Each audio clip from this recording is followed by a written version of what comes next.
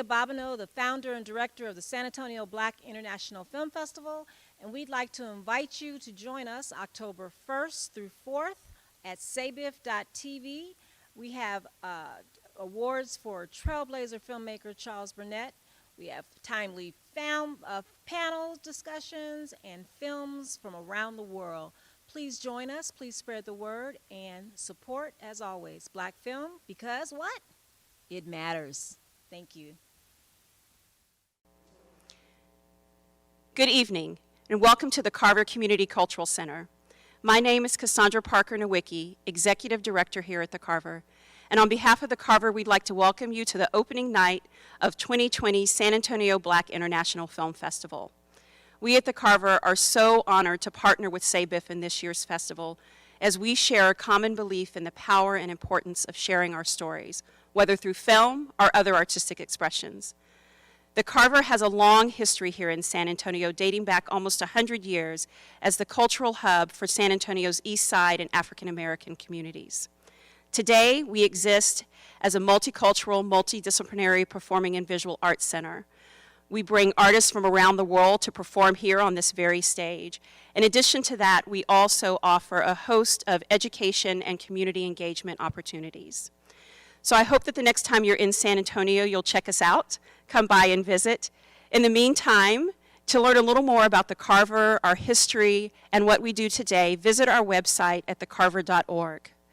I hope that you'll join us in the future for one of the performances, and I'm happy to share with you now some insight into some of the things that will be coming up for us in the upcoming season. Thank you again, and enjoy the festival.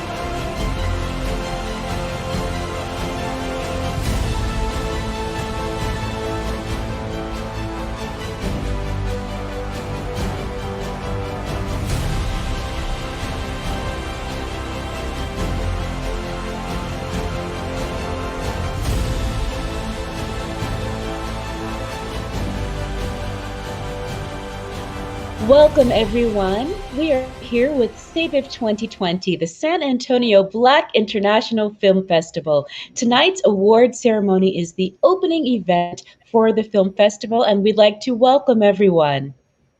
Welcome, everyone. Here I'd like to bring up Ada Bobino, who is the founder of the San Antonio Black International Film Festival 2020. She is here live with us from the Carver Theater located in San Antonio, Texas. Ada, straight to you. Thank you very much, Shatar. We are so happy to be live with you, virtually, of course, at the Carver Community Cultural Center in San Antonio, Texas, a wonderful cultural hub on the east side of our community. So if you're ever in San Antonio, please look at their carver.org, the carver.org site, and definitely check out their schedules. Again, my name is Ada Bobino. I am the founder and director of the San Antonio Black International Film Festival. And as part of our mission to be a vehicle to support and advocate for quality Black films and filmmakers, international in scope, we are pleased in our second year to be able to introduce our Ankh Achievement Award. And Ankh is a symbol in the Kemet or Egyptian culture that means life. It's a symbol of life. So the Ankh Achievement Award that we offer to filmmakers who have a proven track record of being committed to advancing Black cinema by their profession, whether it's directing, writing, cinematography, costume, all of those above. we're going to be giving out awards each year to commemorate and to celebrate their achievement in Black cinema. So this year, we are so excited and grateful to present our Ankh Award to Charles Burnett. And Charles is just amazing visionary filmmaker from Vicksburg, Mississippi, initially from Vicksburg, Mississippi, moved to Los Angeles, California, eventually went to UCLA film school when he discovered film and documentaries and all of that. Back in the 70s, there was the UCLA filmmakers that joined together, band together to pretty much really delve into what is Black cinema. And putting together, their mandate was really just to put together films that spoke to their reality, because that was when Black exploitation was out. So people like Charles Burnett, Billy Woodbury, Haile Garima, Julie Dash, um, pretty much started doing films that were, I would say, anti the establishment. So that were opposite of what Hollywood was presenting to us. And so Charles was among that group of filmmakers. And through the years, I think there's been more of I think it's a luxury. He's been able to make films both inside the industry, in Hollywood films, television, as well as independent films and documentaries. So he's had a pretty much well-rounded scope of what he produces. He is a phenomenal writer. I think very much committed to writing films that speak to the voiceless, that speak to the marginalized communities, to their reality. He has some amazing creations that he's done over the past 50 years, Charles, 50, 60 years.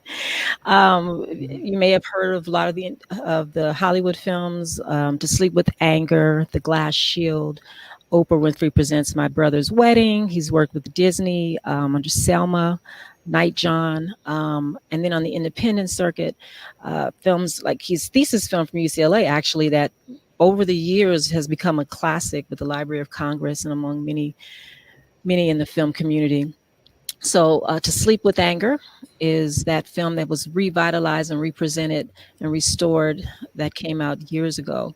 So that is a classic. My Brother's Wedding, and in a film that we're going to actually honor a little bit later after the awards with the cast of this film. This is one of my favorite films that speaks to Southern culture and just people that deal with the traditions for the old versus the new. Um, to Sleep with Anger, starring Danny Glover, Shirley Ralph, Richard Brooks, Carl Lumbly, Mary Alice, Paul Butler. We're going to actually have a reunion for those that are with us, and a little bit later in the program. But for now, it is my honor and privilege to present our first Ankh Achievement Award to the legendary Charles Burnett. Charles?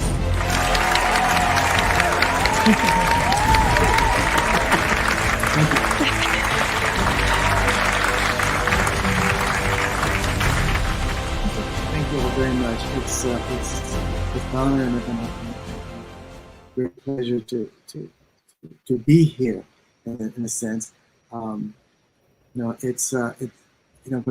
you're in filmmaking, particularly Black independent filmmaking, it's such a strange world, because it's always searching for the next project and having to overcome all these rejections continuously.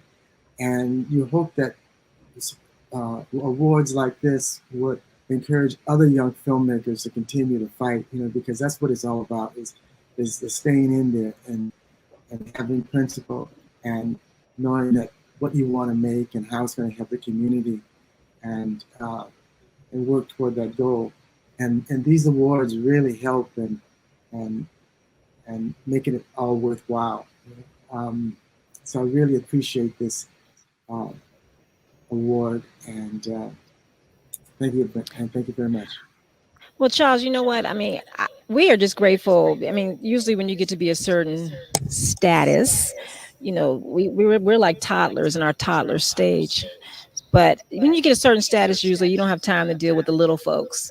And I think throughout your career, you have been someone who not only embraces and acknowledges through your work the little folks, um, you bring their stories to life.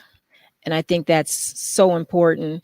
Um, but yet, I mean, like a lot of folks don't even know who the heck Charles Burnett is. You're like this quiet giant that is behind the scenes. I mean, with the amazing talents of cinematography, photography, directing, writing, producing, and making your way to be able to go in and out of Hollywood to, for those next jobs. Like you said, it is hard. It's like being a dancer for an audition. Every time you finish a film, you have to start over again. So it is hard. But did you have any inkling, when you were thinking back when you were like at UCLA in the 70s, that your career would have taken the twists and the turns that it has and taken you to the places that you've gone? Can you talk about that? No, when I was in UCLA in the 60s, the idea of being a black independent filmmaker didn't exist in a sense. And even though there were people like Oscar Micheaux who'd been making films since the 1920s, and truly an independent filmmaker, because he was one of the first at four-wall film, and he was making films when they just didn't have any black independent producers or directors at the time, and so he was a phenomenon. And I think young filmmakers should look at people like Oscar Micheaux, who did it on its own, really, with no support hardly at all. And but when I was going to UCLA, they didn't have the notion that being a black person that you can make an independent film or a studio film or make a living at it. In fact, I never really discussed with my parents or my people in my neighborhood when I was shooting in the neighborhood and making films. I never told them that I wanted to be a filmmaker, because it was something they would probably laugh at. You want to be a filmmaker? It doesn't. I mean, to be a doctor or something like that was more something that was attainable. But the filmmaker was like saying at that particular time, like I would like to go to Mars or something like that, be the first astronaut. It just didn't, unless you had an uncle or some relative in the business.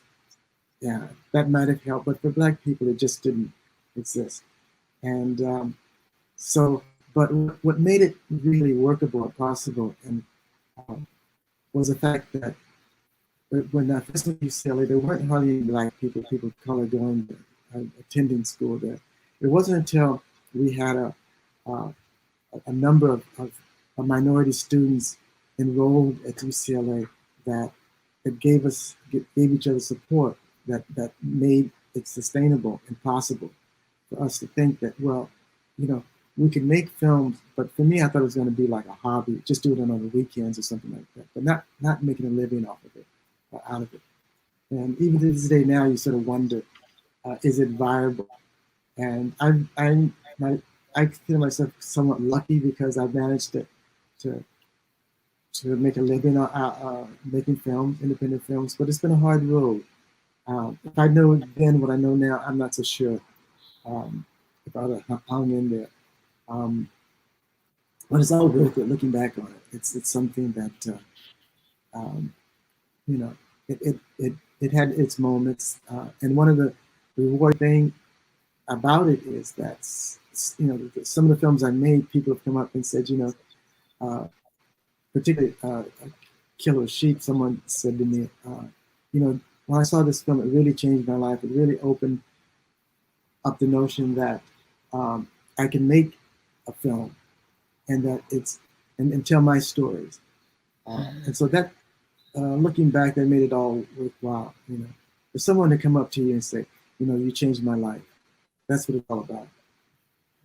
How does that feel when people come up to you with that? Well, it's really interesting because it takes a lot of money to make a film. For independent film, it's a lot less, but still it's a lot of money comparatively speaking. And you say, well, this film has to be worth something in order to justify spending that kind of money on a film. And there's much more need for the money there's so much homelessness now and people out of work and so forth that it would be more, you know, uh, it'd be more beneficial to the people if you just loan them money, in a sense, rather than spending money on a project or something you don't know how it's going to affect people or what value it's going to have. But uh, so what you do is you try to put everything in the film that would have some sort of meaning or affect a positive way of for people to make it in society.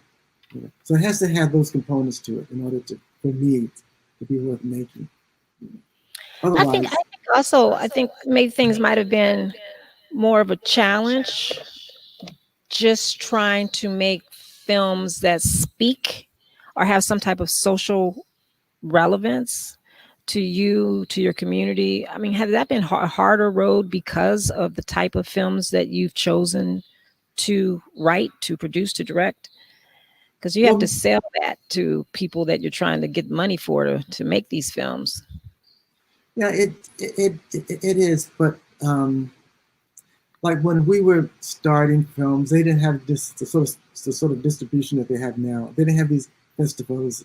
They get the films out there to the public, and so they know that you know there are people out there who are working for your best interests. Um, you, we made films. At least as a hobby, I feel that you know the kind of distribution I would have would be taking films on the weekend out in the community and having these little small screenings and settings where we talk directly to the people that the films are made for. And and and and and that was the order of the day, that you didn't thought about making money because that part of it didn't really exist then and such.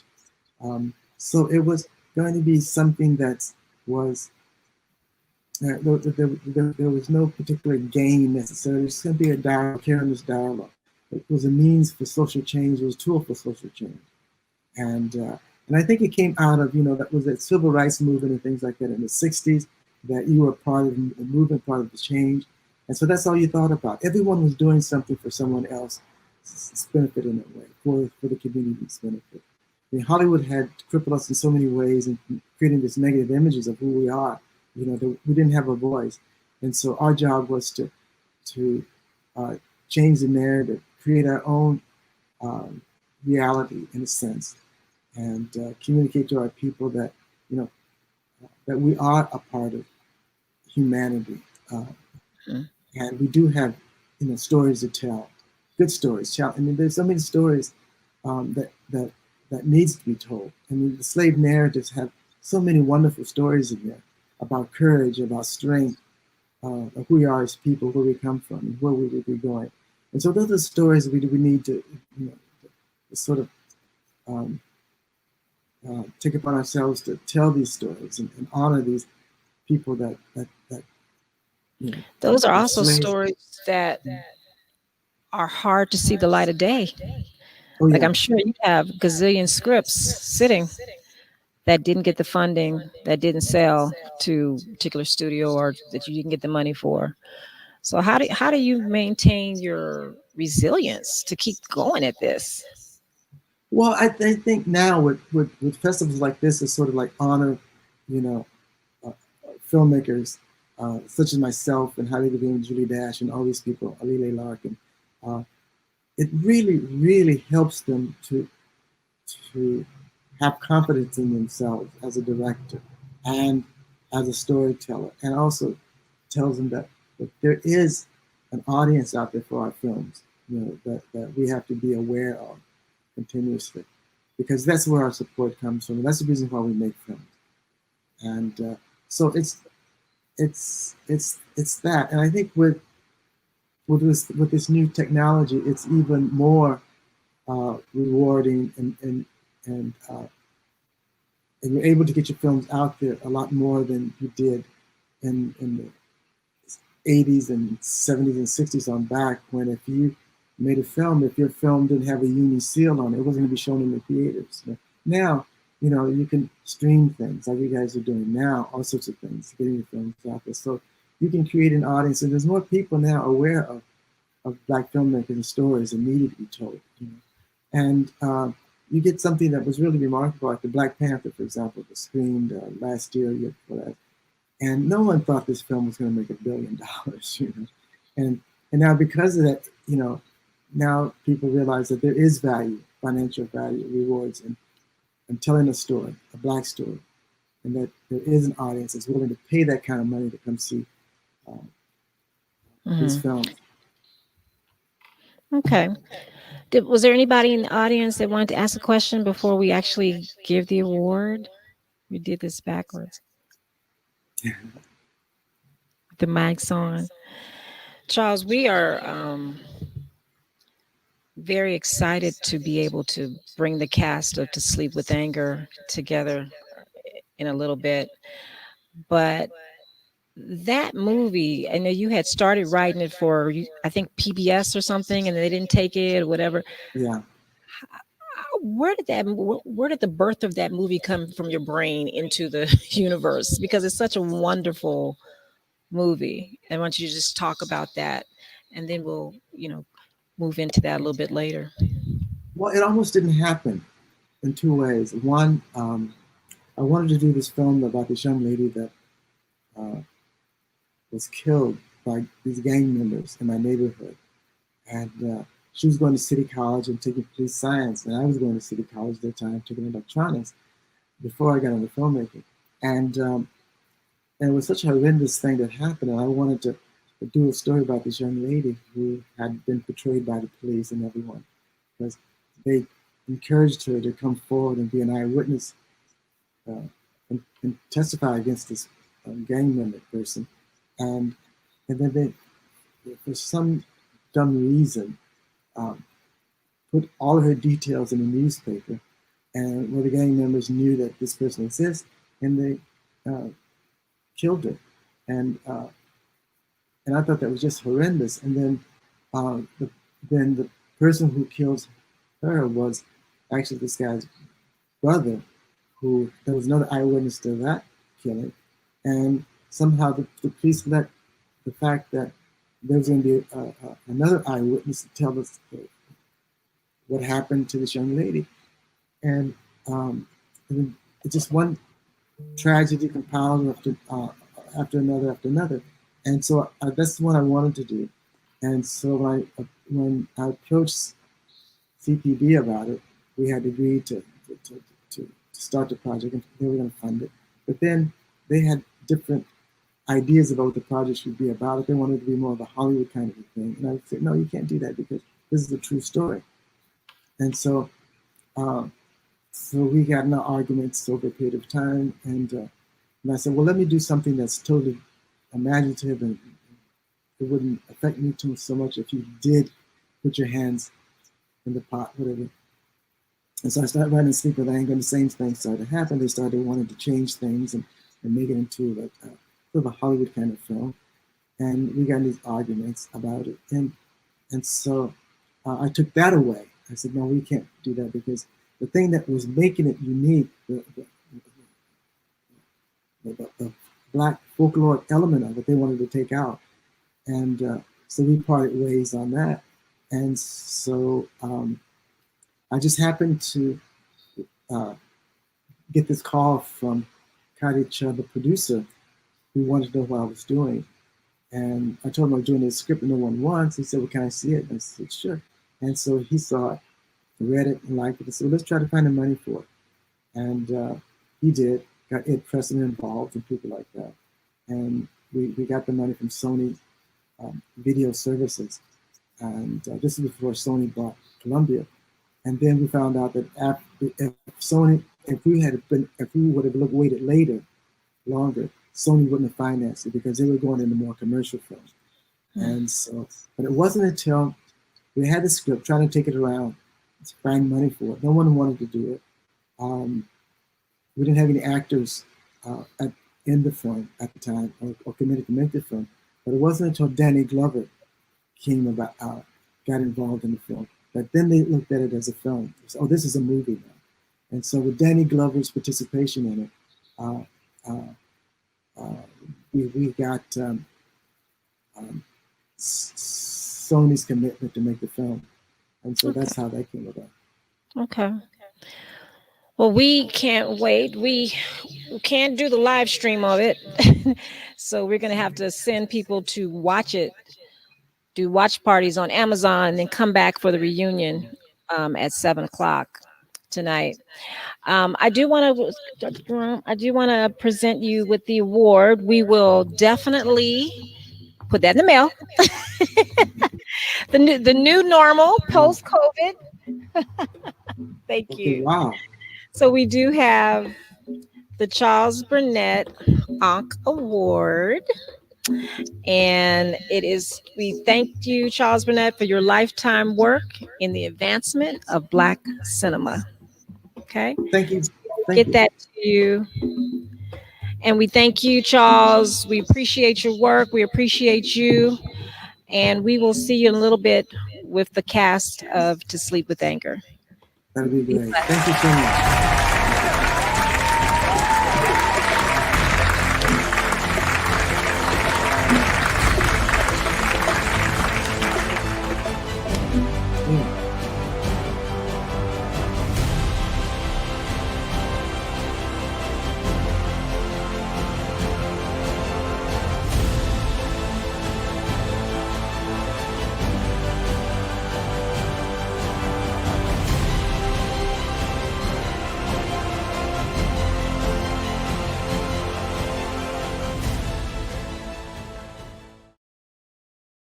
Hi, I'm S. Tryon Berry, filmmaker, writer, and a retired film professor from Howard University. And I first met Charles back in 1988 in Washington, D.C. on the set of Joyce Shannon's film From Rags to Reality. He just joined the crew as DP. And having recently graduated from UCLA's film school, his reputation was very well known to me. In 1998, I co-wrote the film resource book, The 50 Most Influential Black Films, and Charles Burnett's To Sleep with Anger was on that list because it is a cultural and artistic gem.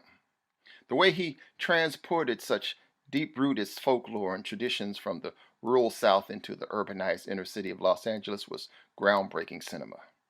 Now, being raised in Iowa, I had no idea what the hell a Toby was. And I also couldn't figure out how having a dead man laying in your kitchen floor for over a week would not be a problem. But I guess that's culture. I once read somewhere where they said that Charles was a visionary, and I believe that. I mean, he has an Academy Award, a Genius Grant, 2 films in the Library of Congress Film Registry, and too many other films and awards and honors to count. So congratulations on this latest recognition, Charles. I know there will be plenty more to come. Be blessed. Ada Babino, congratulations for securing Charles Burnett for your festival. He's a very important filmmaker, and I just hope the San Antonio, Texas community come out in roads and partake the most gifted Black filmmaker of this time of our time. So good luck. Congratulations again to you too for this very important film festival. I just hope especially the African American community turn up in thousands to meet him. Take care. Bye-bye. Charles Burnett. I guess Charles and I go back to Haile Greenman's class at Howard. Even before I even met him, Haile used to show Charles's films, past films, Killer Sheep, My Brother's Wedding, in class and talk about Charlie, Charlie, Charlie all the time. And finally, when Charles was in town, Haile brought him in, and he showed some dailies from whatever his latest film was, To Sleep with Anger or something. And so that's when my relationship with Charles began. So you can say that my filmmaking infancy began with Charles Burnett and continues today. I'm so happy to be able to say something about Charlie and To Sleep with Anger, both as a filmmaker and as a film viewer. I have to say that I've always admired Charlie's work because of its relationship to really good literature. His texture, appreciation for nuance has always been for me something that's heartwarming and hits me down deep in the way that good literature does. And as a filmmaker, that's been very important for me to see, because even though I do documentaries, I feel like I can still take that kind of time for intimate feeling. And To Sleep with Anger is an example of that.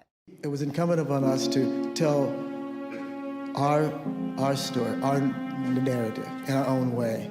And so my interest in film and my ideas came from that period. You wait just 1 minute. You're talking about be a man, stand up. Don't you know it's more to it than just with your fist? I'll do whatever I can to keep him out of trouble. I'm telling you, Harry is nothing but evil.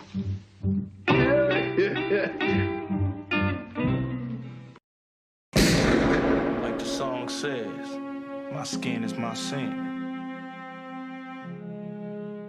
I'll stay here till that girl knows everything I have to teach. Let us look hatred in the face with love in our hearts. I just want to sit and think. Maybe I can figure out in my brain what's wrong. And said that the serpent was loosened, and that Christ had laid down the yoke he had borne for the sins of men, and that I should take it on. I am thinking of Namibians and their right to exist.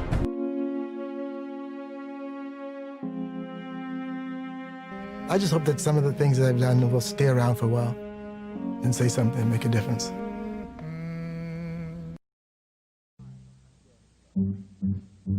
Hi, I'm Danny Glover. I've recently had the opportunity to be in a very special motion picture called To Sleep with Anger. It's the first major film written and directed by noted filmmaker Charles Burnett. To Sleep with Anger. It's a film about old friends. We haven't seen you in what? It must be 30 years or more. I'm telling you, Harry is nothing but evil. Boy, that's bad luck to touch a fellow with a broom. This boy must be turning over. Take me to the water. Take me to the water. Are you a friend, Harry? Take me to the water. To be married. All right now. I said that if Harry sets foot in this house one more time, that I'm taking Sonny and leaving. And just as I said that, who do you think is coming up the steps? Harry. Is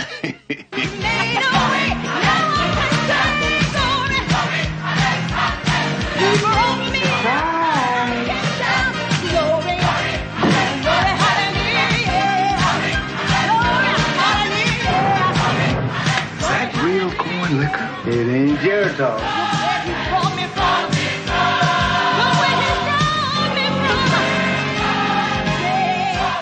Harry. You know, you remind me of so much that went wrong in my life. To Sleep with Anger. First major film written and directed by noted filmmaker Charles Burnett. We'll be going live coming out of this package. It's a film about old friends. We haven't seen you in what? It must be 3 years or more. I'm telling you, Harry is nothing but evil. And Shatara, you can lose me from the feed if necessary. Boy, that's bad luck. Copy that. Thank you. Touch a fellow with a broom. My audio will be cut off, dear, so you have to switch that there. I'll be on text. Stand by for live. Your friend, Harry. Take me to the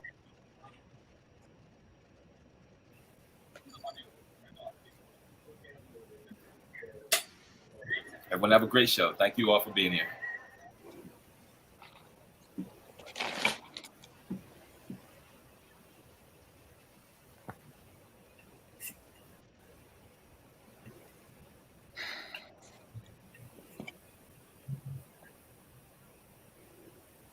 I had known Carl was wearing a T-shirt, I'd have worn one. And we are live. Welcome, everyone. Welcome, SABIFF 2020. I am Shatar Safir Collier, co-founder of Super Live Streams, here with Ada Babineau, founder of the San Antonio Black International Film Festival. Today, we have Natalie Bullock-Brown, who will be hosting a wonderful panel with celebrity guests. So I'm going to take it to you, Ada.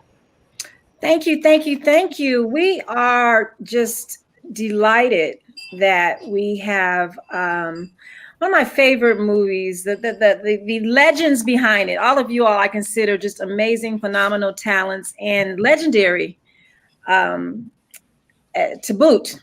So we are going to go ahead and get started with the 30-year reunion of the masterpiece film To Sleep with Anger.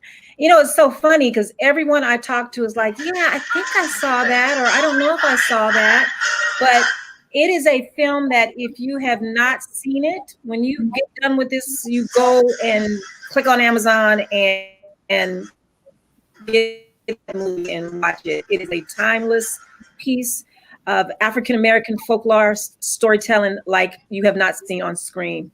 So without any further ado, I'd like to first introduce our host, and she will introduce our other guests. So we have Natalie Bullock-Brown, who's actually fellow Howardite. Woo-woo. It's a pleasure to be here with these luminaries, with Charles Burnett, iconic filmmaker, Danny Glover, iconic actor, and Carl Lumbly, our iconic actor. Just so pleased to be here to moderate, really, a conversation that has been 30 years in the making.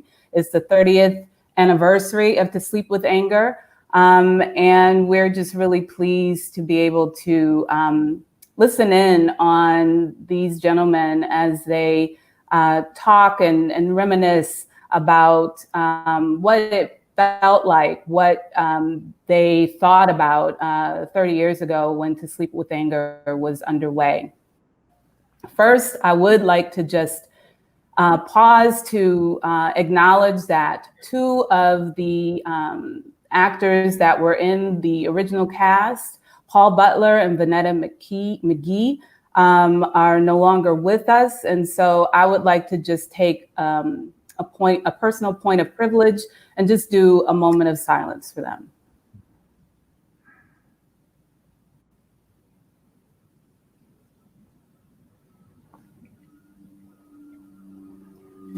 Thank you for that. And I just want to also acknowledge the other actors who starred in To Sleep with Anger, Mary Alice, Cheryl Lee Ralph, and Richard Brooks, who could not be with us tonight, but we acknowledge you and we send you fond wishes and all of our best wishes wherever you may be. But I get to talk to three gentlemen tonight, and I'm really excited about that. And want to just start by having each of you, Mr. Lumbly and Mr. Glover in particular, I mean, you all's work kind of speaks for itself, but just tell us a little bit about some of the highlights, like where you went after To Sleep with Anger, some of the things that, doors that open up for you that are really memorable and stand out for you. Mr. Lumbly, why don't you start? Wow. It's a fascinating question. I think my interpretation of the question would be the doors that opened up for me were interior doors that opened up inside me, places I was able to access and visit proudly with a beautiful, beautiful cast of people that helped realize something that I had always known, was that the capacities and the resources, the depth and the richness of Black people had never been addressed in this way. So the door that opened up for me was a door of incredible pride. As you mentioned, this was also an incredibly special thing because I was working with two people who were very, very dear to me. One, Mr. Glover, who I had had the privilege of meeting in San Francisco in 1977. We began working together, moved around California together, ended up in Los Angeles together. And, I thought that when, Danny's career jumped off to the degree that it did, he would purchase 3 Bentleys with his money. Instead, he put his money into film stories, the dedicating himself not only to film, but to art and to humanity. So this was the first application of that I had the privilege to be a part of. The second dear person in my life was Vanetta McGee, my wife. Now, we had met playing husband and wife, and then got the opportunity in Charles' film to be husband and wife. And again, that opened up so many doors inside me, doors of pride. And it was an interesting experience because at the time, not a lot of people saw the film relative to what perhaps I had been expecting. But the kinds of conversations that I had with people, the way people responded to it, black and white, the revelations, the fact that here was this story about families and history and time and connection and the presence of and potential for evil in every life and the choices that one makes to live not only at the top of one's intelligence, but at the top of one's character. It was the best experience possible. And knowing Danny as well as I did, I was still impressed and in some ways surprised by what he did with that character, which, as far as I'm concerned, is one of the greatest film portrayals to date. Never could be adequately recognized, never could be adequately appreciated, in part because of the lack of knowledge of what we possess. So kudos to him. Absolutely. And Mr. Glover, first of all, I realize, and I think our audience does as well, that you had begun your career prior to Sleep with Anger, and that you invested and really helped to move the project forward by becoming a part of it. Can you talk about what motivated you? Why were you inspired to become a part of To Sleep with Anger? What did you see in Mr. Burnett, and what did you see in the possibilities for you as an actor? Well, first of all, I want to thank Carl Lumley because he has a habit of stealing my lines. The door opened for me in January 1977, the first day that Carl Lumley was in San Francisco, when he auditioned for a play that we ended up doing. And that's when the door opened and my life as an actor opened. And I mean that in no uncertain terms, I mean that. I met Carl Lumley. We did a play at Eureka Theater, and don't let me get emotional. And it is quintessential. There are few relationships that I've had that rank that I think that are just unique. The first was with the best friend I ever had in my life, my father, James Glover, then Carl Lumley, right behind it. And that moment that we have a journey we can write a book on.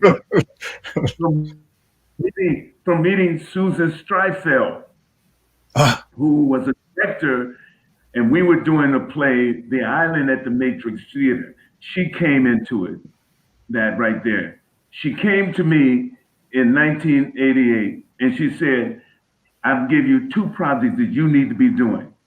She said it emphatically. To Sleep with Anger was the one at the top of that. She came to me and offered that.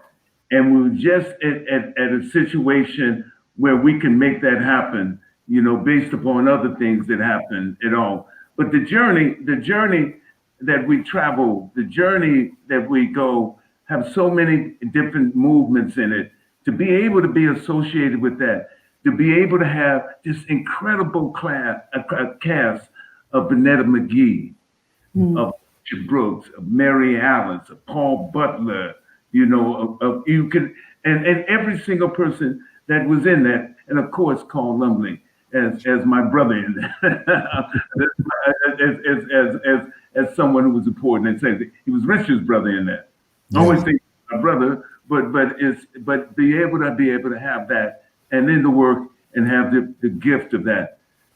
I read the script, and when I read the script, all these images flashed in my mind and my heart.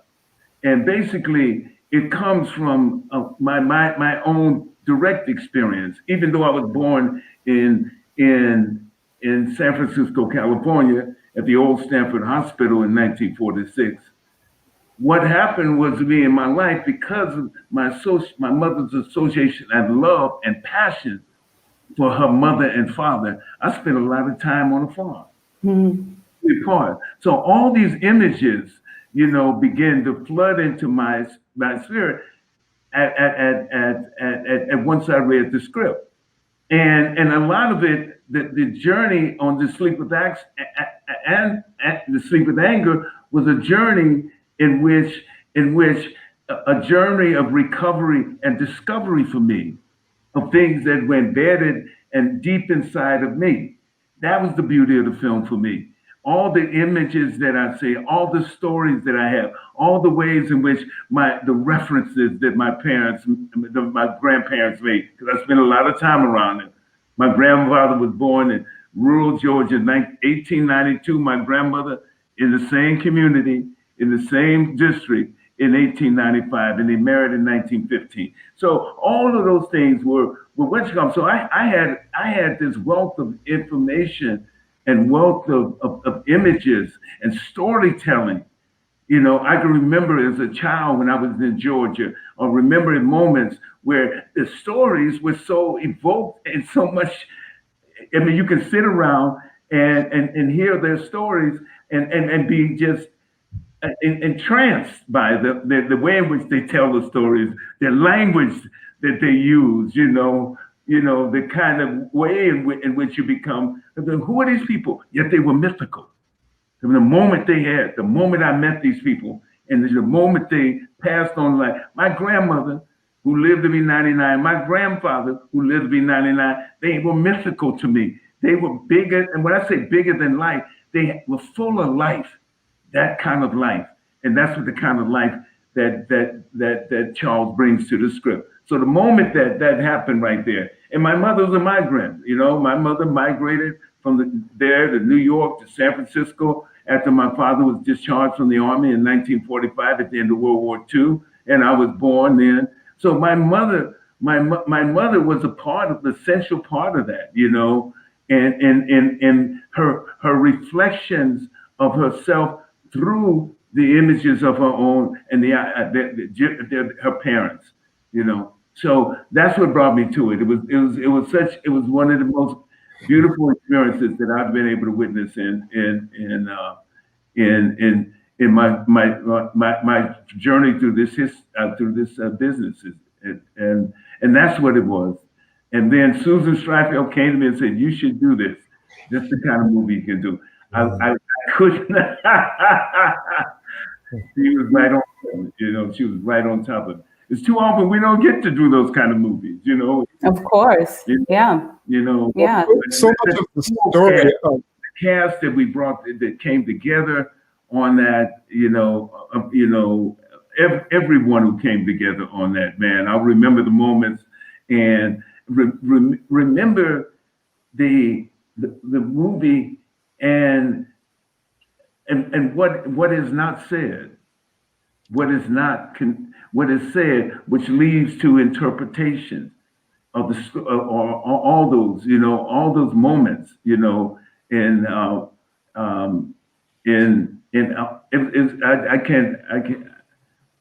That's me. Okay. Well, I mean, it's awesome to hear you reflect on both of you. You know what the film meant to you, and the different ways that it touched you, what it brought up for you. Sort of on a spiritual level. Go ahead. Well, I was just going to say, one of the things that I experienced, I know Danny as well, in Hollywood, was that our stories, the stories of Black people, always seemed to be about fracture, about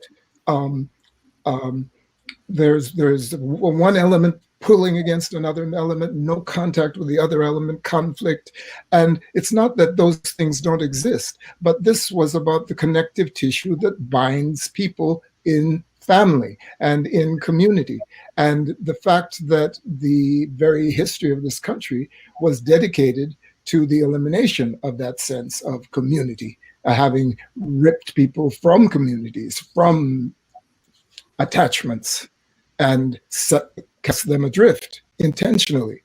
Yet they found their way back together. And that's what I think is mythical about Black people. And what was evident in this script was that it's not that things won't happen to challenge you. It's not that people won't perhaps succumb to their lesser angels, or that temptation.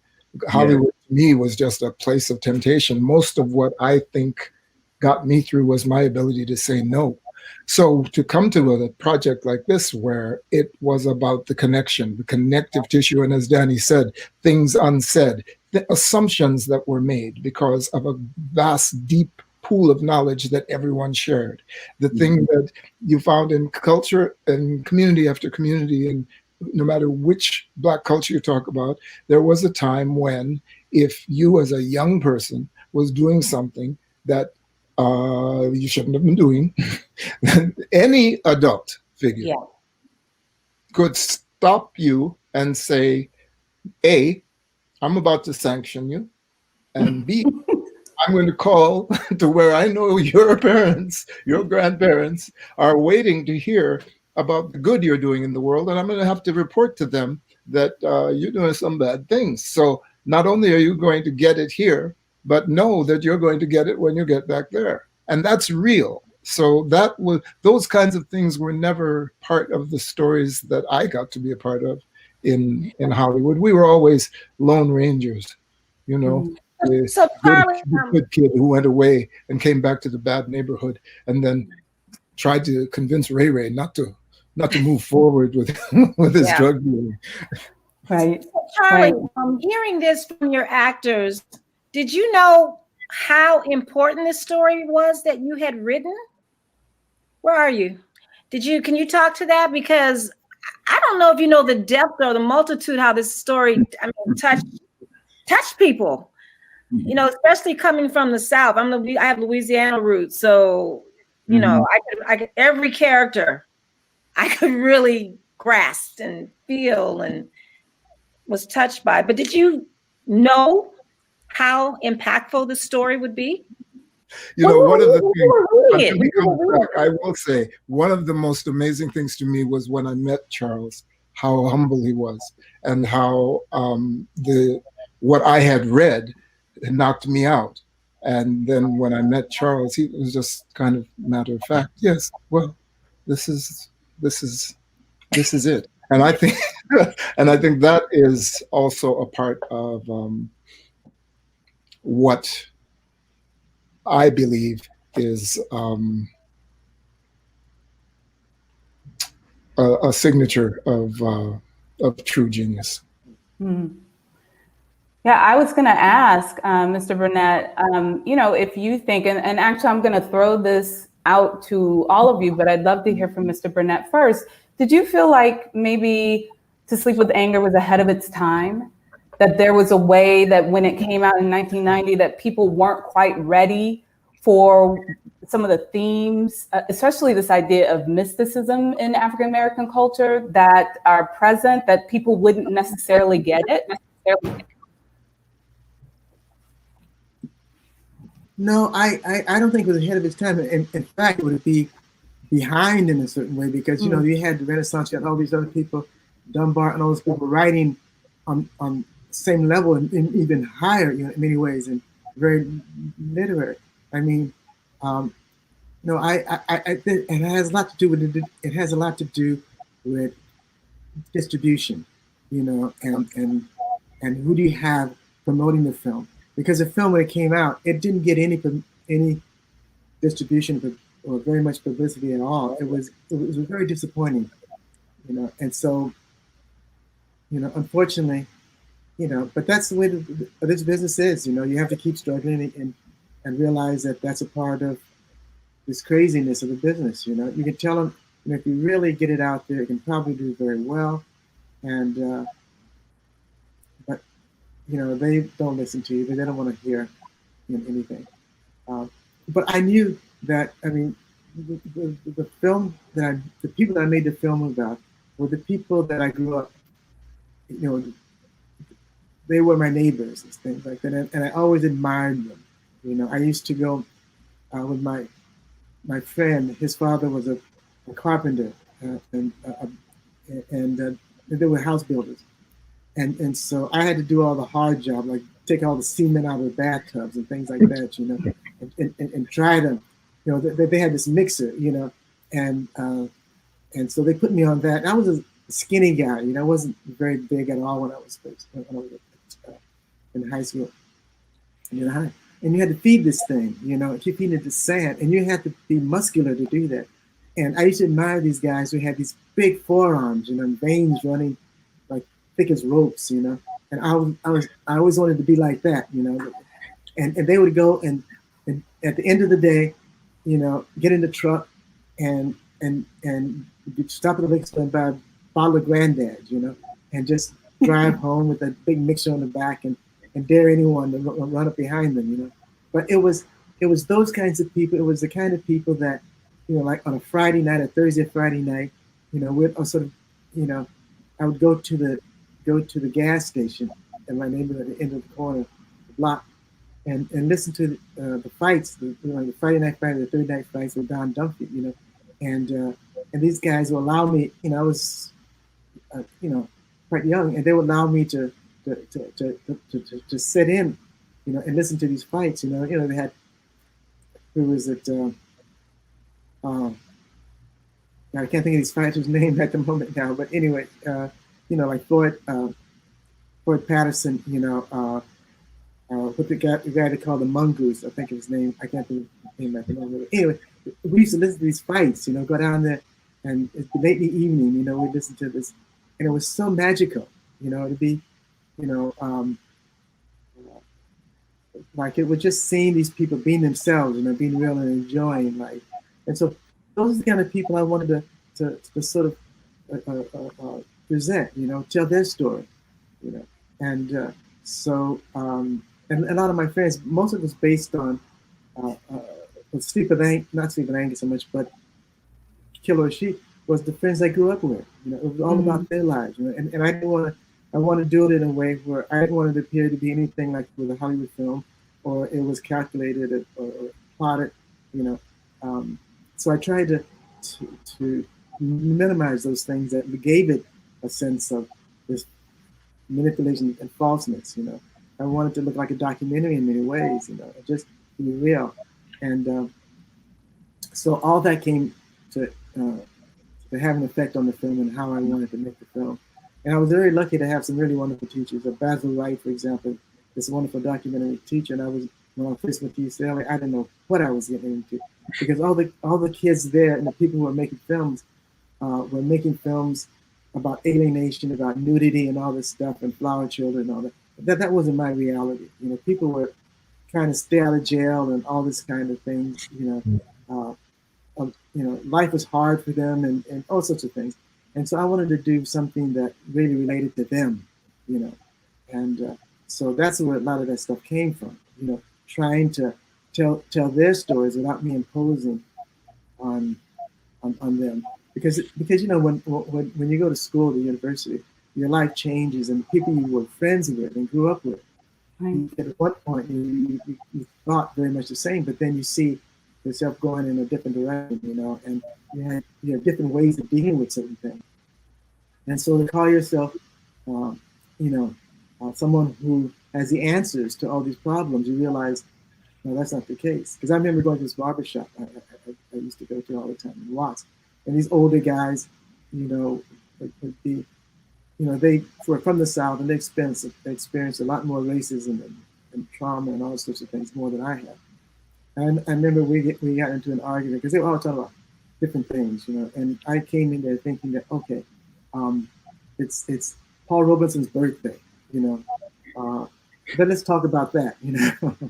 I'm imposing my thing on these older people, and so this guy, Mr. Hines, said we got in this argument about it, you know, and I was surprised that they didn't have the same feelings for Paul Robeson as I did, you know.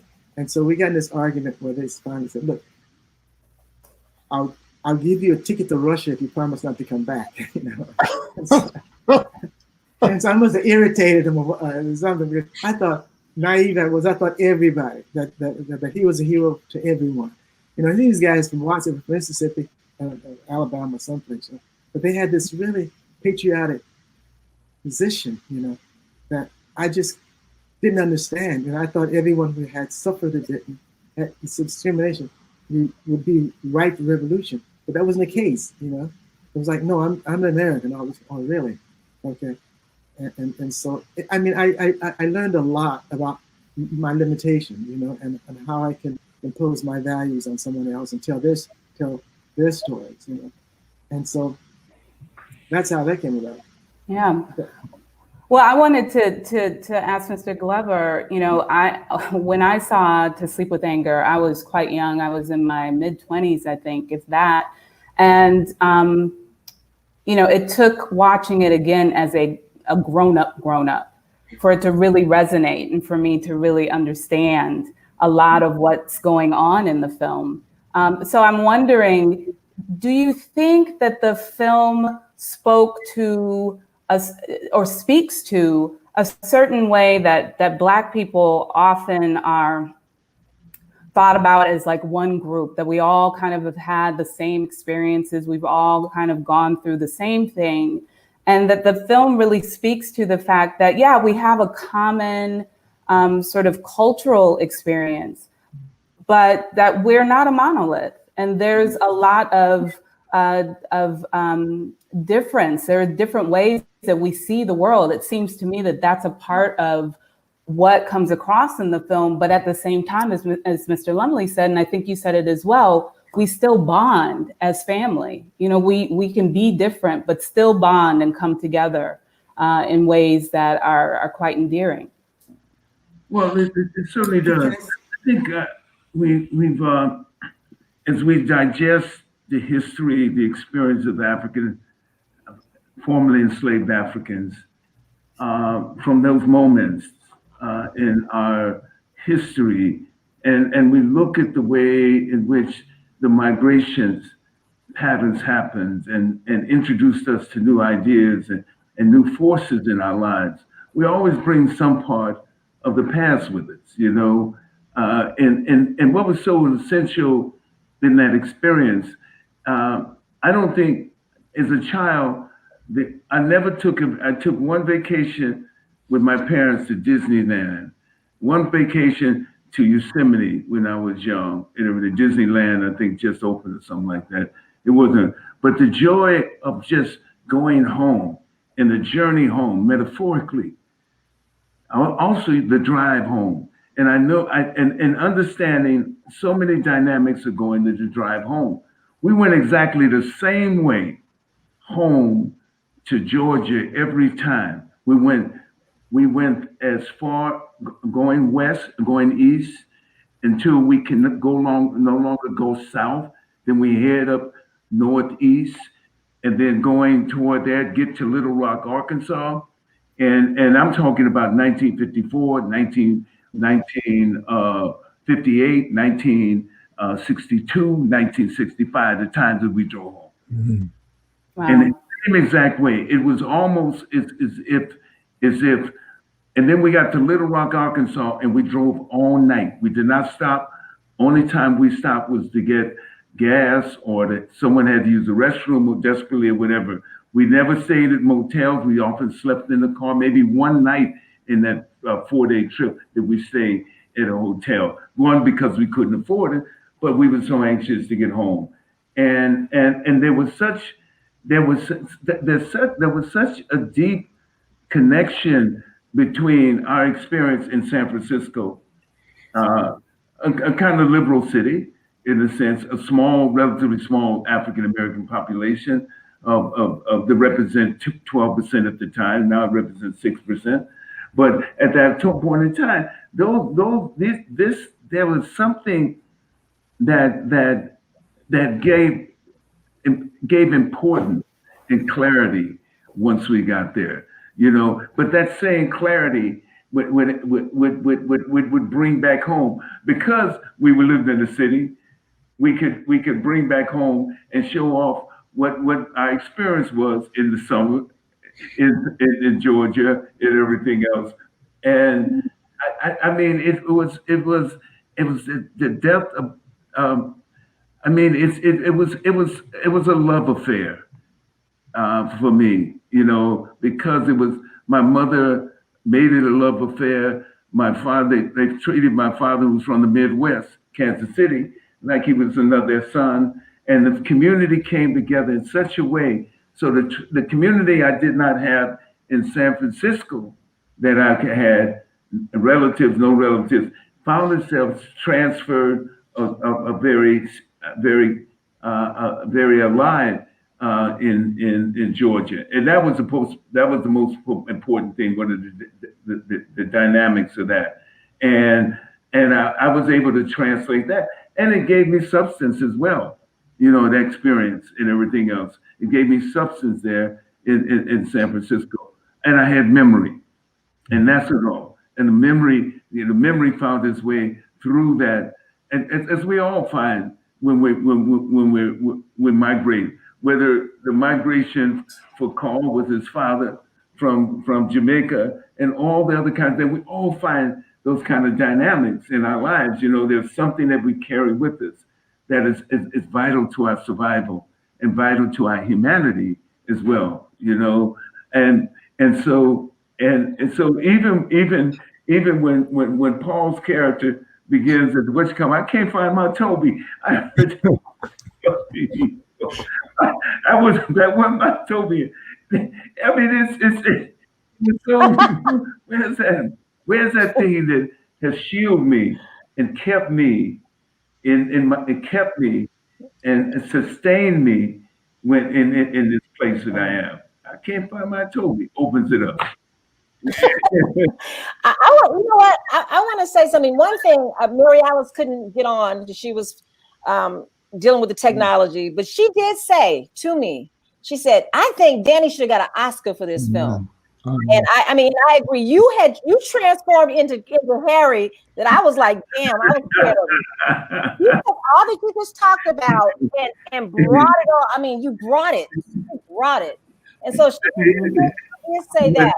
And the other thing is, my grandmother, when she saw me and stuff, she'd always have a saying. She saw me in the color purple.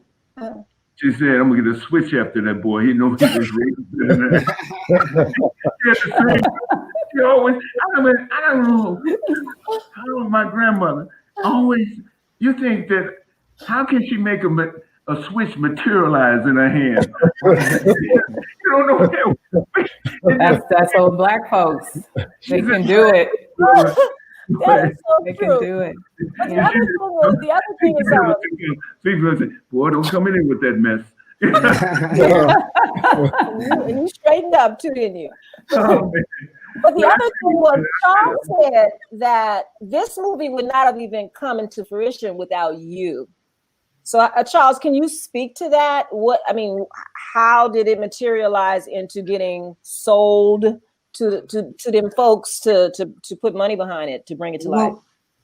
It really came about because, there was, because of the story itself, first of all. But I think we got the money to do it because there was this open possibility of a Lethal Weapon 2. That's what I was told. We were able to kind of be able to put the money together and get the funding for that. But same thing that Charles mentioned about distribution. You don't open a movie like this up in Atlanta in 17 theaters and expect it to be successful. You got to work. You should have opened up the movie, and that's the part of the distribution, and let it build the sense, build an audience, build all the things that. What did we? How many we had? We won Spirit Awards for Best Independent Film. We won all kind of awards, all the things that happened with that, But if we didn't open up this movie and build an audience behind this, it's unfortunate that the audience is there now, of course, but it would have been. I think it would have added another dynamic to something else to all of us who were involved in it, and especially Charles, which is his creator. His story, his creation. But I've encountered many experiences in this. We can say what we say on The Color Purple. We have everything, but to sleep within Color Purple doesn't touch the sweet blanket. Sorry. I mean, that's going to be over there. Danny said something sacrilegious. I know that. But jumping on what you call me, it's a whole different level. It's a whole different level in which, in its moments, you find the past, the present, and the future in that past, present. So much of that, and it's alive in that way. And each of those parts intersect each other, So there's a quote from Ava DuVernay on the occasion of the 2017 Governor's Award. This is what she said about Charles Burnett. And Mr. Lumley, I'd love for you to respond to this and just tell me what you think about this. Ava said, Charles Burnett has made the Black community visible, and he has been visible to the Black community. In terms of To Sleep with Anger, especially, given that it was 30 years ago and it's still beloved, it's still doing work. How do you put that type of accolade in perspective about a man like Charles Burnett? Well, I think for me, invisibility is colorless. That, the conundrum of color with which this nation has been consumed is an illusion. And there's character and there is quality, and there is lack of character, and there is deceit. All of these things play equally in all people of all humanity. And so for me, what Charles did was he said in this film, Black people are part of humanity, and here's what humanity looks like. It was not a, and because that was profound, speaks to the madness that has preceded and wrapped and enshrouded our experiences, Black, white, brown, all of our experiences in this country. This ridiculous caste system, which everyone is aware that these things are not true. There are hundreds, thousands of white people who know that the picture that they had been given of Black people from Hollywood was a limited picture because they had an example in their own experience. Yeah. Yet what drove the consciousness of the country was an imperative, which is, this is the way we have to see Black people because of how we need to make sense of it for ourselves. So this was a film that did not answer to the majority population. Yes, sir. It simply presented a truth, which could have been accepted or rejected. I believe that, yes, I believe that the fact that it was not understood and appreciated in the way it could be prevented it from being distributed accurately. That's one choice. And perhaps more subversively, I might accept the notion that people were stunned by it and worried about how to fit it into the standard paradigm. And if things can't fit into the standard paradigm, better to leave it alone. Well, can I say one thing about that? You know, I made several films that were shown at international film festivals, and had several films that were shown in Texas, and then one in Indiana, and they both were really interesting experiences. We did one about America Becoming with Dasil Kim Gibson, a Korean filmmaker, about what America is becoming, and we did it in a way where we documented the conversations or interviews of people from different races all over, and the people who had initially started the project was a grant from the Ford Foundation or something, and they had already decided on what the outcome was going to be, and so we made this film trying to get an audience that they would have this dialogue, and so we didn't when we interviewed white people in the film, we didn't like point fingers at people and say, well, you did this, and on and on and on. We made it where they would feel not the victims or the targeted person, but where it was open for them to carry on a conversation between Black people in the audience and Hispanic or whatever else. And one of the things that was said in these sessions was that and they all, everyone stayed, particularly white people, and they said it's the first time we sort of felt that you weren't, you know, targeting us per se, you know. Now I feel comfortable that we can have this conversation. We had this long conversation. And then in Indiana, the same thing basically. When I screened, I don't know, maybe it was The Killer Sheep or something, and this white group of people said, how come we can't see more films like this? And I said, and the people who had sort of financed another film I did was sitting in the back. You know, it was a public broadcast.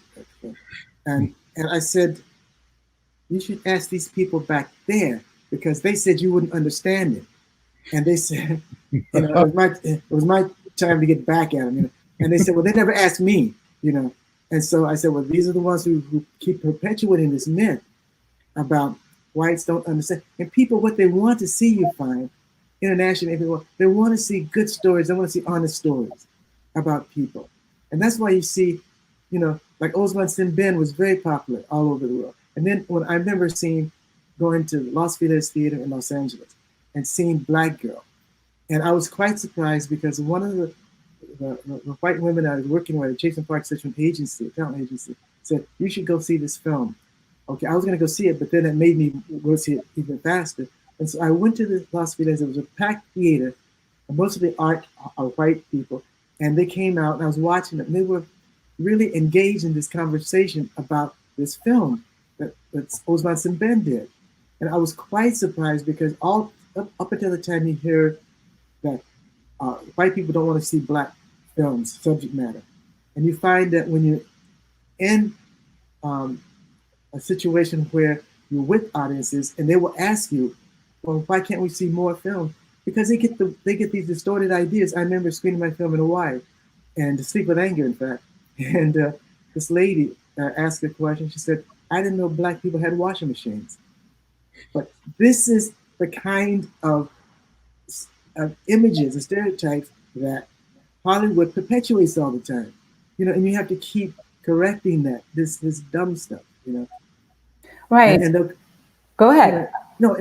And people are quite surprised because we don't interact with each other. I know when they were talking about how uh, even where I live in Baldwin Hills, View Park, the black people don't come down across Crenshaw, so they have the same, warped kind of view of working class black people, and so, I mean, our job is to recreate a narrative that speaks to everyone and the truth, and that's why I did the Sleep with Killer Sheep the way I did, because I didn't want to impose my values and have an ending, a resolution that fits, a certain idea, but it doesn't solve their problem because it didn't come from them.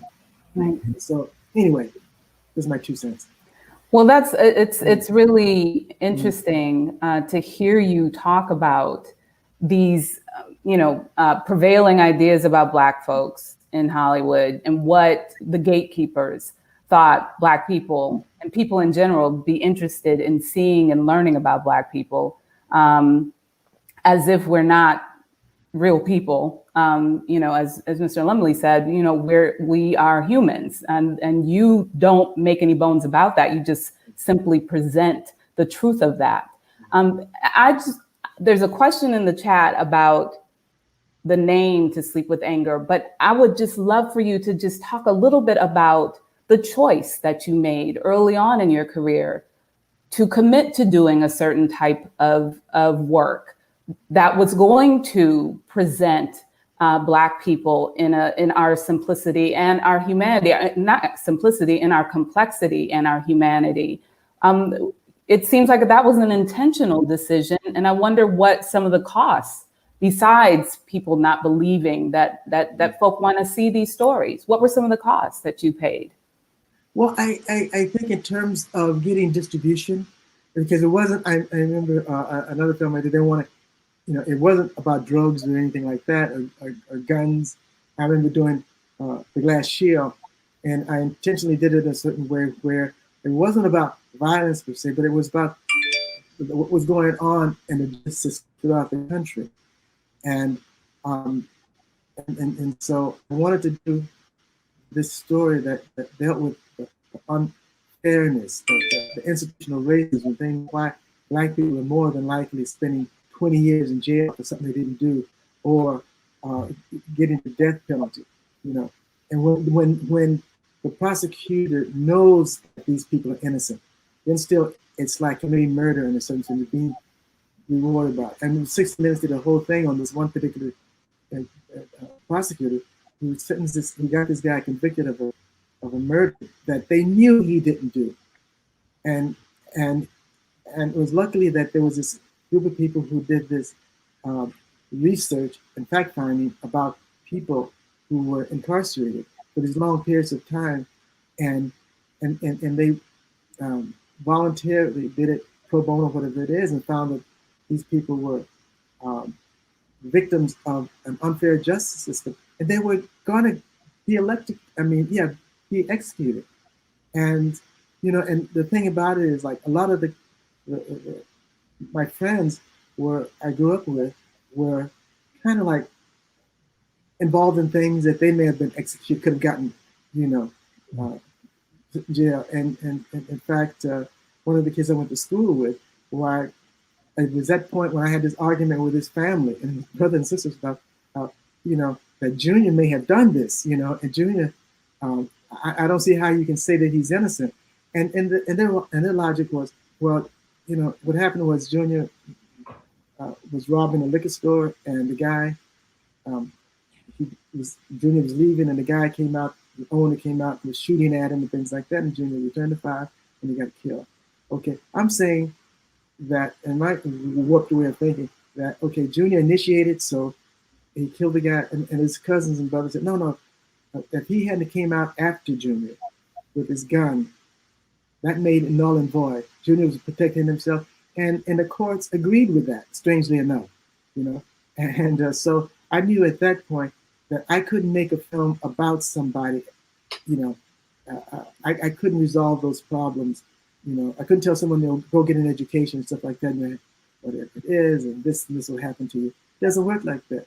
I mean, For example, like when I was going to do Killer Sheep, a guy I knew needed to borrow some. I just got a grant, you know, to do the film, and so uh, this friend of mine came up and asked me, could I loan him some money because he wanted to get out of town, you know, and I'm like, well, maybe no. I was kind of debating this kind of stuff, and I ended up not doing it, not giving him the money, and and I forget how many. A couple of months later, he died, you know, and I really felt bad about it, you know, in a sense, but I don't know, you know, and so you get these things where you're supposed to be able to help someone, but that's why I did uh, uh, my brother's wedding, because this guy was supposed to be responsible for this guy named Soldier. He was supposed to be a mentor to him, but he was a naive person,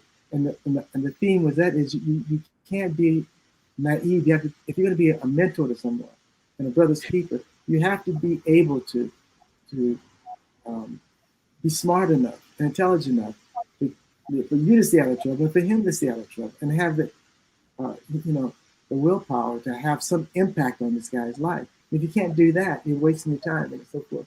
And so you find yourself in these situations where, in reality, which were real, and you find that you don't really have answers to these real problems. You know, it's like when Danny Glover's character says, when he's talking to Carl Lumley and his wife, and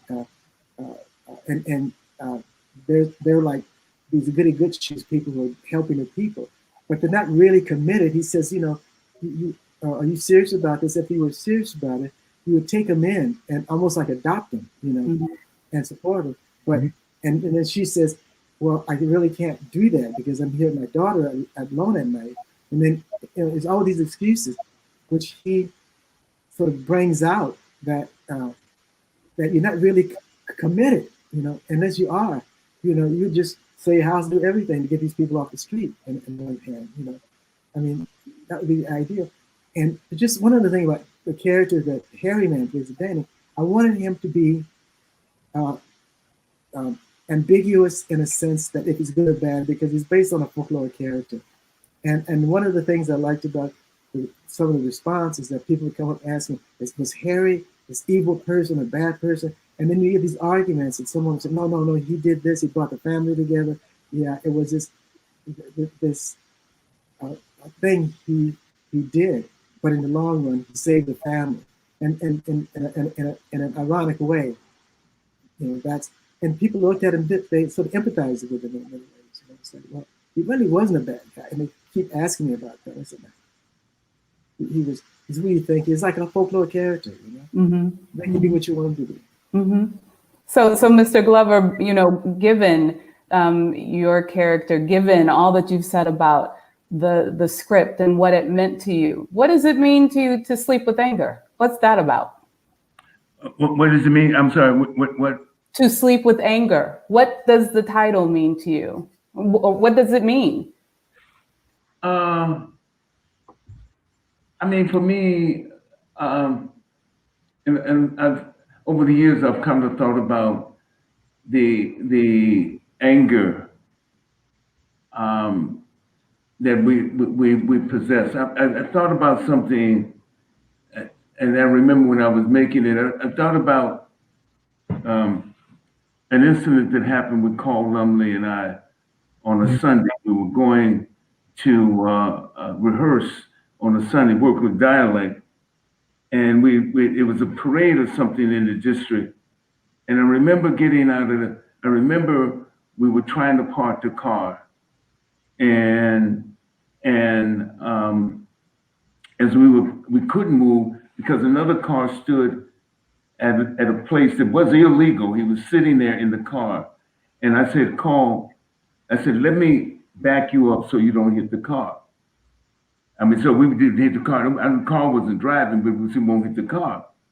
And I looked in and as I went to do that, I saw the guy sitting in the car with a gun next to him. And as all of that, whatever the instincts there were to say, let me stand between place my body between the back of our car and the front of his car so that we won't hit the car. And when I look down, I'm seeing with a gun in here. And when I think about the anger that is a picture in the literal sense that people actually wear and keep and everything else. In the moments when we come and confronted with those moments, where those moments come into our lives. I remember other moments where something had happened, and the way in which we're able to maneuver ourselves through that, in a sense, could have spared something, could have that something that could have been tragic and everything. So when I think about that as I did now, there's this family, this family that in attempts has taken and used all the facilities available to them in order to try to and move beyond moment, the past, the present, and into the future. And I use those terms right there. That what we're confronted with at that particular time, and what are the obstacles that we have to deal with at that particular time as we move forward. I mean, it's the changing dynamic of the family. Yeah. That brings about so eloquently. I mean, you feel that. You feel that impact from the younger generation, the older generation, just kind of being in the middle. Yeah. And now just experiencing elders that are dying, and it's not the same. When I go to Louisiana, it is not the same.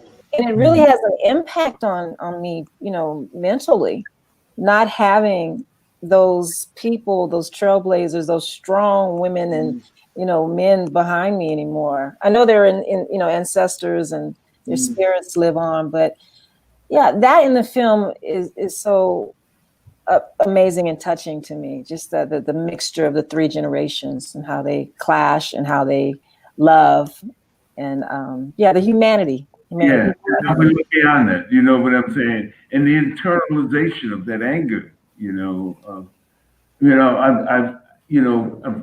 We've all been available to the stories of young workers, civil rights workers down in the South, particularly Mississippi, and everything. They've had that available to them, and the way in which we these enslaved Africans, enslaved Africans, have been able to kind of rise above that and to find some sort of their own humanity. But that doesn't dispel they're human beings as well, So that doesn't in any way take away from the internalization of fear and anger that you find as well, So it's. And when I think about it's the historic nature of that, and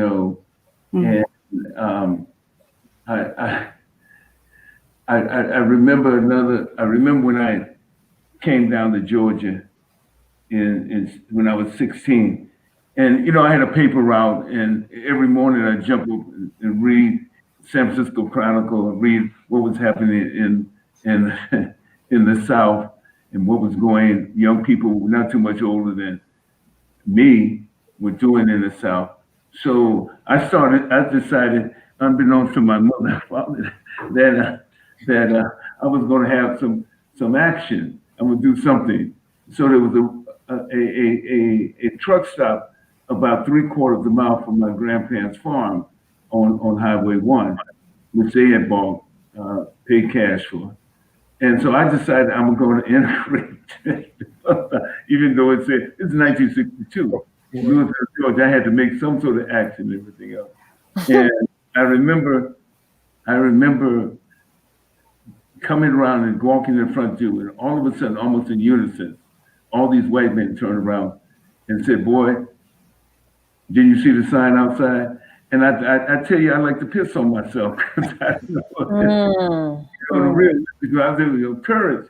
And of course, everybody knows my grandfather Mac, and I remember Max.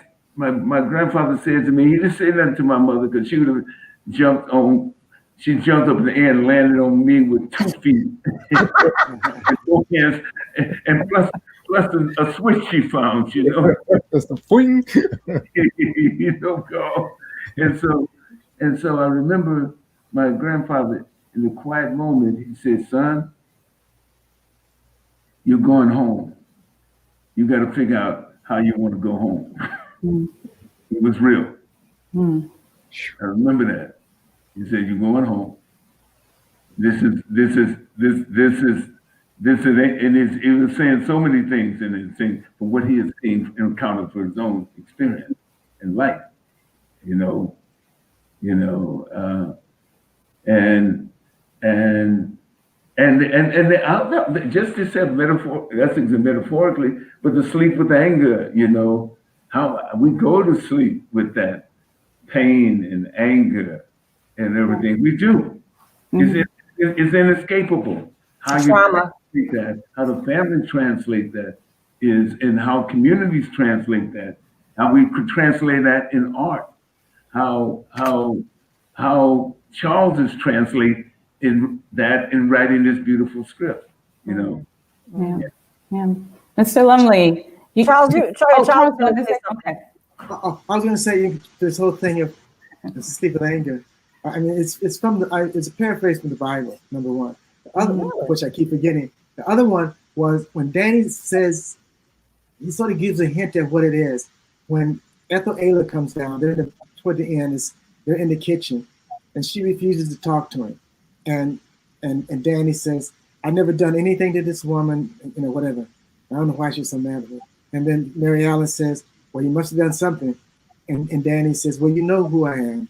I told you, what, you know, and that if you're made to feel half of a man, what do you think the other half is?" As it's, you know, being in Mississippi, or you know, being treated not as a man, but you know, as you know, as an animal, a slave, or something, preventing him from maturing and growing and being a human being, you know. So he tells him, like the moon, you know, one side is light, other side is dark, whatever it is. But he tells him, and one of the things about Danny, which makes the character, what makes him appealing to me, is the fact that you never see him do anything deliberately, or you can say that's bad. You know, he says things. I mean, but you never see him actually lying to someone or being the object. I mean, the thing that, you know, creates this particular. The family's already screwed up and going through their own problems, you know, and he just came along. But I was just, one of the things about Danny just reminded me of something. When I went back to Mississippi about the same time when Danny was going back, me and my brother, we took the Sunset Limited from LA to New Orleans. It's an integrated train, you know. And then when you get to New Orleans, you have to get off the train and wait for another train, a Jim Crow train to take you from New Orleans to Jackson, Mississippi. Then you take a bus going down to Vicksburg. Okay. And we got there, and you know, we saw this playroom, my brother and I. And so we forgot all about the training that we had and started playing, going in there, playing with all these ping pong things. Next thing you know, we were the only ones in there, you know. And the police came, and everyone was standing outside this game room, through the window, you know. And the cop came and, you know, said, "Get out of here," and all this kind of stuff like that. My grandmother had to come and rescue us. But you know, it took me almost, God, I don't know how many years for me to be able to go back down to New Orleans without feeling anything that I hate. I would not go down to New Orleans. I spoke there, anything. I would just go and leave it, you know, wouldn't want to spend a night. It's like going through Texas, you know. The only reason I go through Texas, if I go the northern route, was shorter. You know, I never wanted to go through spend any time in Texas. You know, it's just that, you know, this life, because they just had disregard for human life. You know, executing people left and right. You know, so I you know, those things have an effect on you. You know, it stays with you. And my cousin, I wouldn't go down to Mississippi with him because he would have killed somebody. Like, he was just that type, you know. Whereas he said, you know, he wasn't going back, and he had to leave because of his anger and stuff like that, and that it brings you to that kind of a situation, and that Yeah. What I loved about To Sleep with Anger as a title was that I had conflicting ideas about what it meant. I thought at one point Vanetta, who both Danny and Charles know did not suffer fools, and was never ever stingy with her opinion. So when we would get into certain discussions, if it would happen, toward the end of the evening, we had a rule that no matter how heated it got, we couldn't go to bed at heat. We couldn't go to bed angry. So we would have to bring things to a conclusion. Otherwise, I would sleep peacefully for fear of harm overnight. The other thing is there's a definition that I heard once that I just love, that the best revenge is living well. And this speaks to what Danny was saying, is that you have to be able to sleep. Sleep is essential. We know that sleep is the body's way of letting us come back in. That there are many things that happen while you sleep that are essential for your condition when you are awake. So we have to be able to sleep. So to sleep with anger means also that you have to have a certain strength, a strength that you may not even realize you have, but just the action of being able to get to sleep, knowing the indignity of the day, the disappointment of the day, the fear of the day, the anger of the day, the anticipation of what may happen tomorrow. You still have to be able to sleep. So To Sleep with Anger spoke to me of a capacity for an incredible strength and a resilience, which is something that I always feel is emblematic of all people of consciousness and courage and character. That's so awesome. Yeah, that's so awesome. We've got to wrap in just a few minutes, but I wanted to give each of you, and I'm going to start with Mr. Burnett. I know it's forever. Seriously, we could sit here and listen to you all talk for the rest of the evening. It's been so amazing. But please take like 30 seconds if you can do it, and just plug what you're working on next. What's happening in your worlds that we should look out for? Mr. Burnett, why don't you start? Well, I'm trying to. I keep saying trying to because it's a business. You kind of fighting all the time. And well, I'm working on this story about Robert Smalls, who commandeered this boat, this steamer that was a Confederate boat from Charleston, South Carolina. And it's really an interesting story because this guy was really an unsung hero. Well, he became a well-known person in his time, but a lot of people surprisingly still don't know about him. And so there's all these characters that you find in slave narratives and other places where they need to be brought and and put on a stage, in some form or another. I went to a school that didn't have Black history. They had one or two people like Washington Carver, but some people, but nothing that was really substantive and would have made me, profited from knowing who they were and are. And so I just felt that people who have that in their makeup is so far ahead and rich because of that. It's like, for me, it was like reinventing the wheel. Like there were people who were doing and did all these wonderful things, and really people that you could really want to stand on their shoulders and say, yeah, this person, even just the narrative. The middle passage. Like when I see these boats with these people lined up, like sardines, and these um, deck of the lower decks, and like I have claustrophobic. I'm claustrophobic, and I can't imagine these people doing that. I mean, I wouldn't have survived that, So every time I see that, I take my hat off to them and say, I mean, I know that somewhere along the line, some relative of mine, some distant relative went through that, And every time I go back to the South and looking at locations, I go to these slave cabins, it has an eerie feeling, and so I owe somebody a lot, and he was why I make films and why I make certain kind of films, and it's in honor of those folks, Yeah, that's wonderful. Mr. Glover, what are you working on? Well, trying to get people out to vote. That's the thing that I'm doing right now. I had been on the campaign trail with Bernie Sanders since June of last year until March of this year when everything hit, and just trying to do everything that I could do from that vantage point.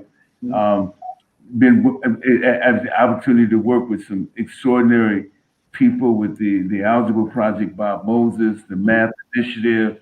One of my heroes when I was like 16 years old, all of that group of them working with there, and working on around, a wonderful group, the Alliance of Families for Justice around mass incarceration and let's call they're interconnected. But I mean, if I'm on a Zoom call, it's about that. I don't have any projects, right now. But in a sense, this is in this 6.5 months that we've been sanctioned or been quarantined or whatever. Yeah. trying to do something in something that I'm always, and part of just Sleep with Anger was that journey in another way as well. Yes, yeah, that's amazing work that you're doing. Mr. Lumley, I'm gonna give you the last word. What are you up to? What are you working on?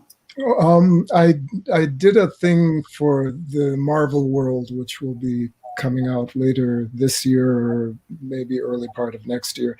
But the thing that I'm really doing is I've written an iteration of a piece called Jimmy According to Me, which is a one-man show that I'm doing on James Baldwin, who was a hero of mine.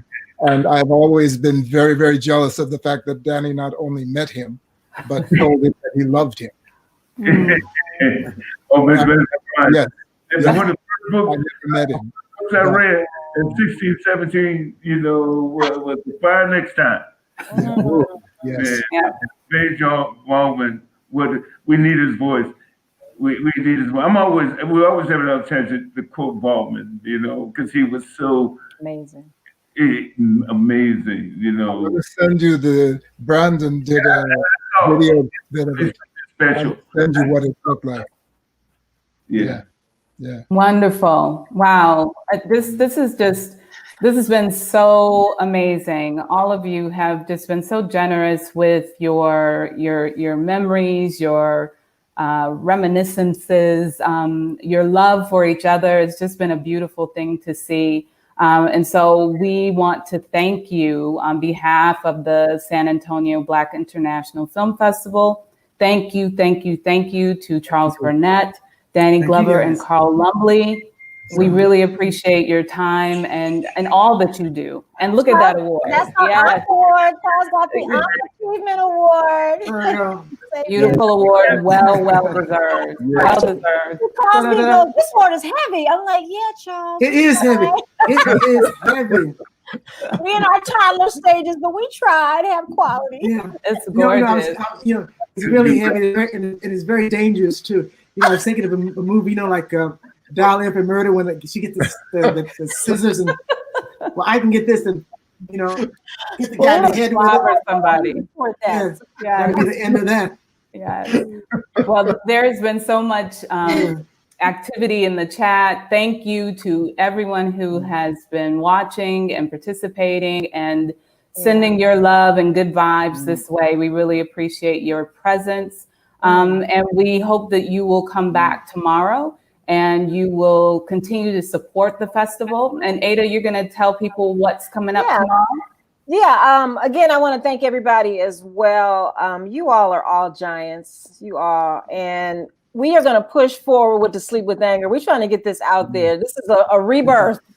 And because the younger generation needs to see and appreciate all that you all have given us and continue to. And I just want to move forward just to say that tomorrow, please come back to SABIFF.com, the San Antonio Black International Film Festival. We start our competition screenings, so films from around the world. Those screenings will start tomorrow. You can come to the website, sabiff.tv, purchase your tickets, and see films 24-hour blocks if you like. In addition, we have the NIA room, the Purpose room. We have the screening of A Genius Leaves the Hood. It's a documentary on businessman Mongo Jay-Z, an unauthorized documentary. And the producer is going to be there, Jamarlin Martin, who's the CEO of Mongoldom. Following the film, he's going to have a discussion as well as a panel called Game On, Merging Indie Films to E-Commerce, the Digital Master P model. So for filmmakers who need to get their films and empower them to do their own distribution, this is the workshop to come to. So just moving ahead, check out the website, stay with us. We are trying to bring quality information, quality images, quality films your way. So with that said, you all be blessed, be safe in this crazy double pandemic world. We love and appreciate you. Thank you again. Thank you so much. Thank you. Everyone, thank you, Natalie. Thank you. CB. Thank you so much. Thank you, guys. It was wonderful. Thank you. Thank you all. All right, then. All right, then. Thank you. Thank you, Super Live Stream. Maxie and Shakar, you all are awesome. Thank you. You're welcome. Joy. Yeah. All right. Much love and respect, everybody.